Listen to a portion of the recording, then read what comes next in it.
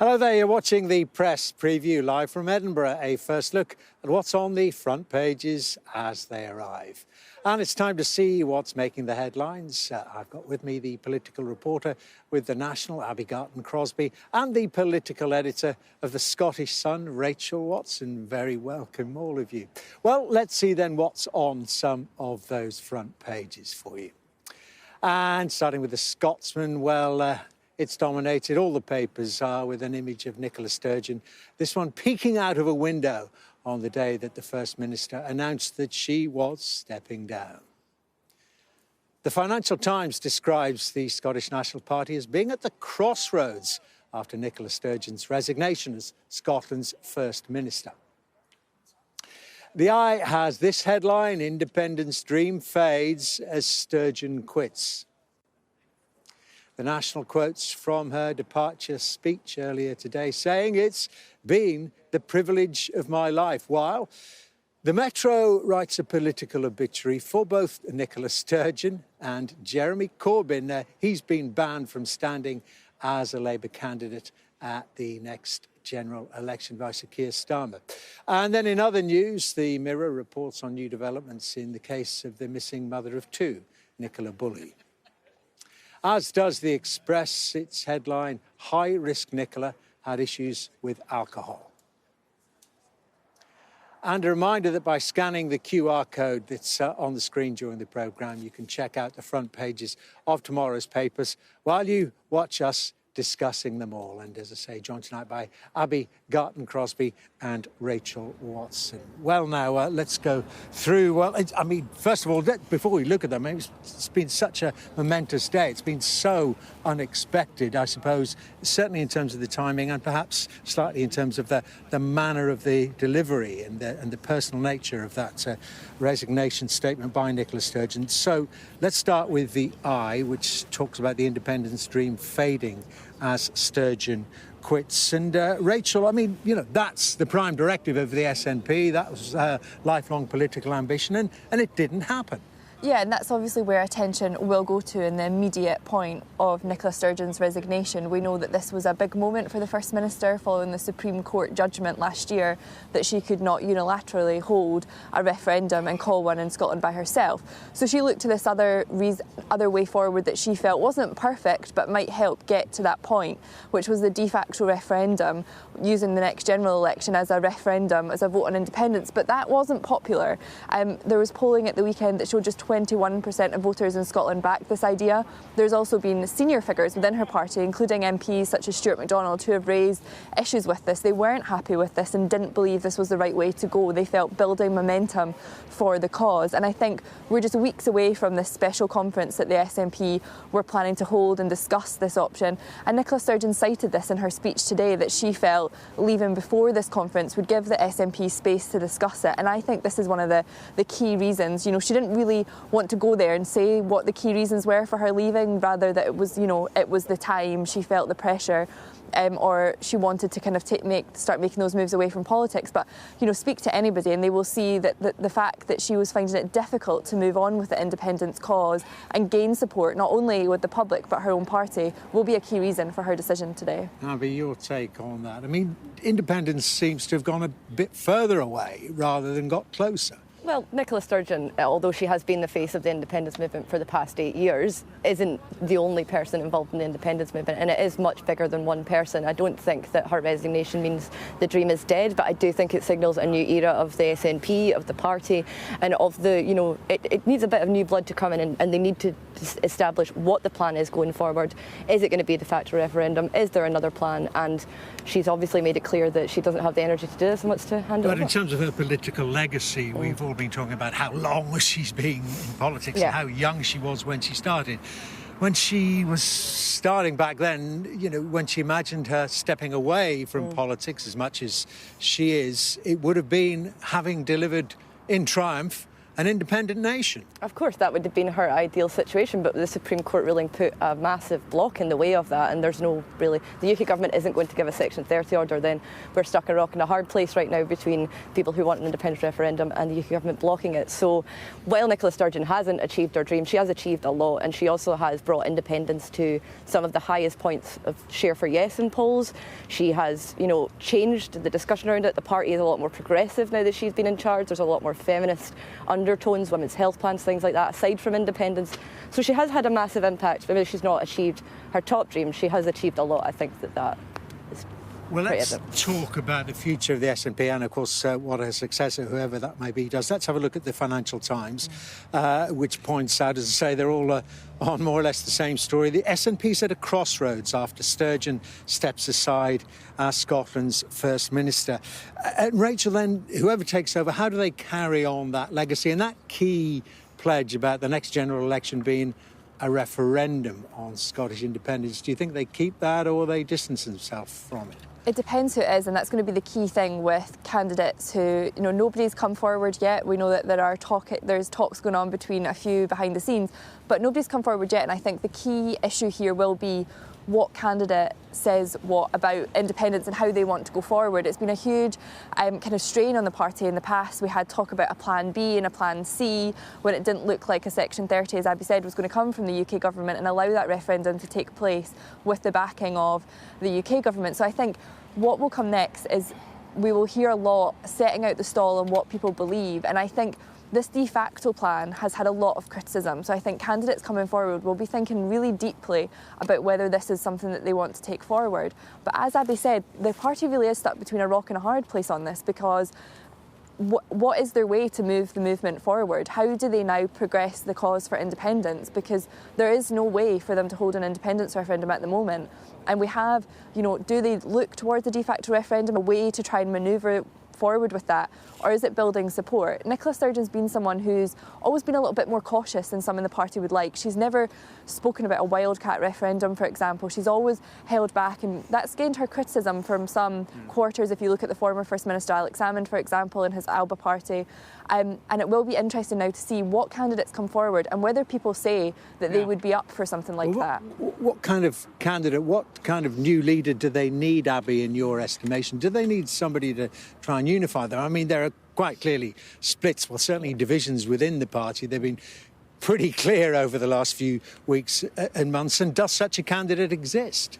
Well, me and Rachel were discussing this before we came on, of who do we think could be the next. There are a couple of names up there. Angus Robertson obviously is a bookie's favourite to take over, but I think it needs someone who is going to have a very clear plan of what they want to do. They have a very individual take the majority plan. of the party with them. If they have a good enough plan, basically. I think it needs to be something different now, something that acknowledges where we are with the Supreme Court and the Section 30 order, but also gives a bit of a boost to the movement, because Nicola Sturgeon leaving is going to hurt a lot of people and it's going to dampen spirit. So it needs to be somebody with energy and with a plan, basically. Yeah. I talked before we started looking at the papers about just the nature of that news conference, and the Mail gets it. It's the personal side of what we heard this morning. I mean, there was an awful lot in there from Nicola Sturgeon, which was more or less saying, wasn't it, look, I'm a human being, I've got feelings, this is a really tough job, and, don't think it doesn't take its personal toll. The Mail says, tearful Sturgeon quits. I'm not sure,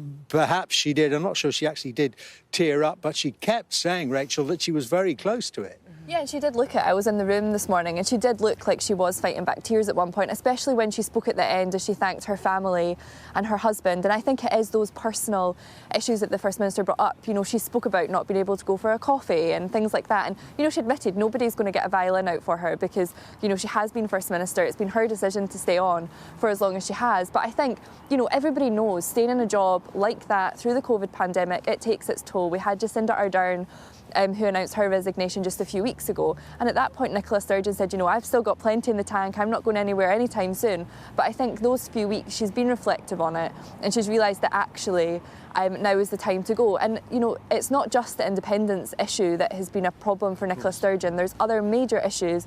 The healthcare system, for example, it was touched on earlier on Sky about the attainment gap. There's been issues around her controversial transgender reforms and trans prisoners in Scotland. So I think all of this will have been huge. And she said that none of these had, been the straw that broke the camel's back. It wasn't like she was leaving for any kind of recent problem. But these things do add up, and it has been a long 8 years for Nicola Sturgeon. Abbi, why do you think why all of a sudden? I mean, it had been discussed. We all knew that she was thinking about it. We all knew that there were some internal pressures on her as well. But 90 minutes notice, I think you guys were given, weren't you? I didn't make to get your act together and get to the news conference. Luckily, we had somebody already in Edinburgh heading for another press conference, so we managed to send someone. But I was in Glasgow and didn't make it. But yeah, Nicola Sturgeon. Sorry, I've lost what you said there. Just why all of a sudden? Yeah. I mean, she apologised for doing it during half-term week for a start. But why? Did something break overnight? I don't know. I think, from my perspective, she's chosen a good time to go. There was a dip in her popularity ratings, obviously, in a previous poll that showed, her popularity was going down, but she was still one of the most popular leaders compared to Keir Starmer, Anna Sarwar, Rishi Sunak and Douglas Ross. She was way ahead of them. So I think she's taken, perhaps she wouldn't admit this, but a little bit of a leaf out of Alex Salmond's book to go when, everything's all right. There's no scandals, there's nothing really big pressing, and she's taken the decision on her own foot, and she's made the decision on her terms, which is why I think she's done it that way. And just about those you mentioned, Abbi mentions there, Rachel, the other parties, is this a bit of a political opportunity? Of course, for Labour to claw back some of those losses over the years? Yeah, I think Labour will definitely be the happiest party about today's announcement. In Scotland, they have their Scottish conference this week, where Anna Starmer and Keir Starmer are expected to give their keynote speeches to the membership up here. And there was already a feeling within the Labour Party that they were on the rise, that they were on the march in Scotland to gain back some of those voters they'd lost. And this does really present them with that opportunity, because for the last couple of years, Nicola Sturgeon, we touched on her opinion ratings, have been higher. She got through the COVID pandemic those briefings that she had. The other parties felt she really benefited from that, and that she'd gained through her communication skills. And I think they will now be looking to say, well, nobody else in the SNP is as good a communicator. They'll be looking and thinking, nobody else is really as good as she will be. And she did enjoy. I'm going to let you, we've got a minute left, Abbi, look at the National, your paper. It's been the privilege of my life. I mean, there are moments we've talked about, the hard yards she did, but I remember during the 2019 general election when we saw the picture of her celebrating when the Lib Dem leader lost her seat. I've even forgotten her name. I was hiding behind the cameras when that happened, actually, at the vote count. Yeah, I mean, Nicola Sturgeon, she's achieved a lot of things, she's done very well, and I think she leaves the movement with a lot to think on. She's been a really big figure in the independence movement. That's why we've chosen that front stage today. It signifies who she is and what she's done for not just the SNP, but the wider movement too. And I think that she'll go down in history for But has she been too big a figure in terms of that successor we're talking about? I mean, they're awfully big boots to fill. There's nothing wrong with a bit of fresh blood every so often, is there? OK, well, Abbi, Rachel, thank you very much indeed for the time being. We're going to a short break. And coming up, as a 2-decade chapter of Nicola Sturgeon's career comes to an end, we'll look back on some of the key moments. We've been mentioning some of them already along the way. That's after the break.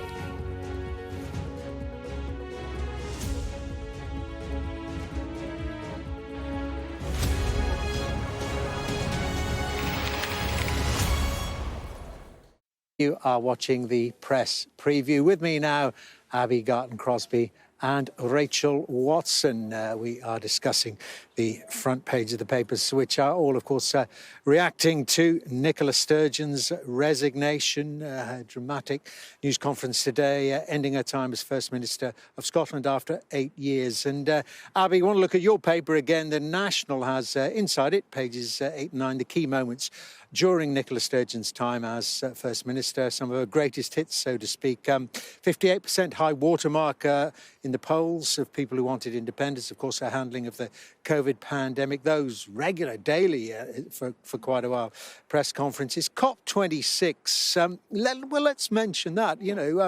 Doesn't seem that very long ago, but Scotland, of course, hosted COP26, but made quite an impact as well on global politics. Yeah, Nicola Sturgeon was very popular at COP26. I know that they weren't part of the UK negotiations, but, Nicola Sturgeon was the leader of the host country because it was in Glasgow. I remember being there, and I remember one of the standout moments for from that, which obviously it's not about the climate, but she gave AOC a can of Iron Brew, which went quite viral because obviously she's an American politician, never tried it, and things like that. She's also given the Ray of the Day award because Scotland was the first country in the world to put £1 million into a fund for loss and damage, and then she doubled that, so she's given an award. And that loss and damage thing at COP27, that became the main kind of feature of that COP. So that had a massive impact going into the next one in Egypt, and more countries started to put money into those funds. So she had an impact on that too, and I think that's something that really should be considered. She really has championed loss and damage for countries in the global south who've been impacted by the climate, and that wealthy countries should pay up for the damage that they've caused, which I think is a pretty good record to have. Rachel, what would you pick out of that list I mentioned there? Also, the policy here of baby boxes. Just explain that. Yeah, so she mentioned baby boxes in her speech today as something she was proud of. These are boxes that are given to new parents-to-be ahead of their baby's arrival, and they have a number of things in them. Baby grows, thermometers, other things that are needed, and it has been one of the things that has been a success for the SNP and the Scottish Government.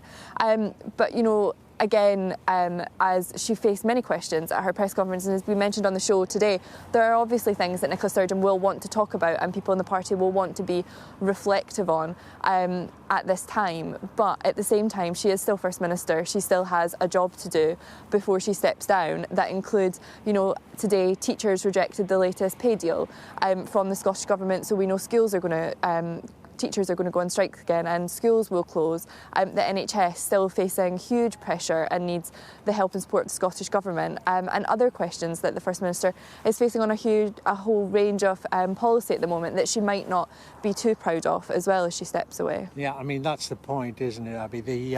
Her opponents want to point out those issues, and they particularly highlight the domestic agenda, the bread and butter agenda, and independence, yes, your ultimate goal, but what about our day-to-day lives? Well, I guess from the SNP, independence is part of the day-to-day goal because all these things come into independence. The reason that we are having issues with the teacher funding and pay deals is that there's a set Barnett formula, and the SNP government didn't raise the income tax at the last budget to bring in more income. So we're stuck with a set amount of money that we can have, whereas, as the SNP would say, if we have independence, then we can raise our own funds, we can decide what we do with our own things. So yes, the day job has to be dealt with by whoever comes in next, but I don't think independence is going to fall off the agenda. OK, we're nearly out of time, but we're going to have a look at one more of the front pages, I think, more or less for the headline writers, and you two as newspaper people can congratulate the sub-editors or not. We've got the Metro, which has looked at two major politicians in the UK today having different ends to their careers, or is it? And there we are, Sturgeon. Yeah, very good. And Corbyn. Well, let's talk about the Corbyn bit, because I say, Nicola Sturgeon has gone of her own volition. Jeremy Corbyn has been told to go, been banned by the Labour Party for a while. Keir Starmer's told him today that he's not going to be able to stand for his beloved Islington North seat. But the question is, Rachel, I suppose, will he stand as an independent? I know it's not in Scotland, but will he stand as an independent? And, could he split the Labour vote there? I mean, it's a huge day for politics, and as you said, the Metro have made full use of that in their front page today, and you have to congratulate sub-editors when they manage to pull those things off. It's a perfect day for it. Exactly. Well, that is true. Always be nice to the subs. But I think, this will be a question, and as many people have said today, Jeremy Corbyn is considering whether he stands as an independent. He's obviously not happy at the fact that he cannot stand for Labour. Will he therefore look to split that Labour vote and upset Keir Starmer and the new Labour leadership because of the way that he feels he's been treated by the party? Okay. And I think, Keir Starmer obviously had to make a decision on this and, to win back that Labour vote and try and entice people in other areas back to his party. I'm sorry we're out of time, but let's hear it for those sub-editors. Rachel Watson, Abbi, Garton-Crosbie, very good to see you both. Thank you very much indeed for helping us talk through all those papers.